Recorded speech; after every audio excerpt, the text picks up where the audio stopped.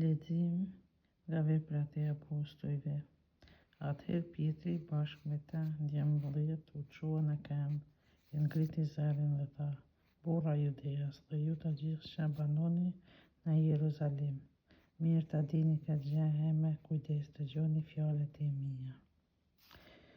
Burrat e Izraelit, dëgjoni këtë fjalë: Jezusin Nazarian, njeri që hyri e përforcoi para jush me vepra të madhërueshme, me mrekulli dhe me shenja, siç e dini, me anë të tij i merri ndër ju.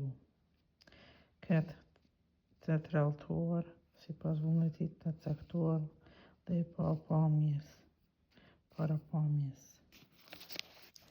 të hyjt.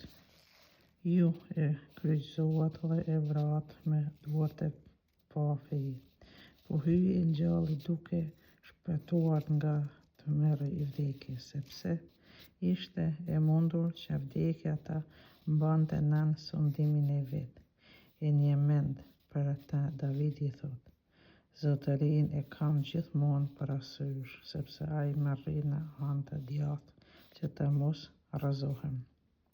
Prandaj galdon zemra ime dhe brohorit gjua ime, po edhe trupi im do të pushoj me shpresë, sepse ti nuk do të lësh shpirtin tim në tokë, as s'do të lejosh që shenjti yt të kalbet.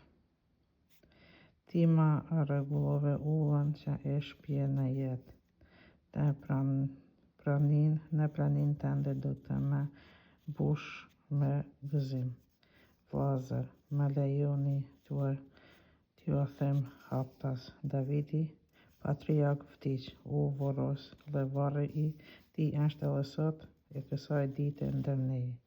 Por ai mbasi ishte profet dhe mbasi e dinte se hyja përbetua me betimin se një nga pasardhësit e tij do të hypte në fronin e tij, qysh më parë e përpara dhe paralajmëroi gjalljen e Krishtit, ku tha: Nuk që lën në nën tokë, as trupi i tij nuk e provoi kalbësimin.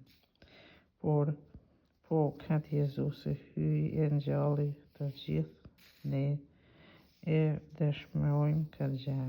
E djathta e hyjt, pra e lartësoi prej atij, e mori premtimin, Shpirtin Shenjtë dhe e ndikoi, ashtu siç po shihni e po dëgjoni edhe ju vetë.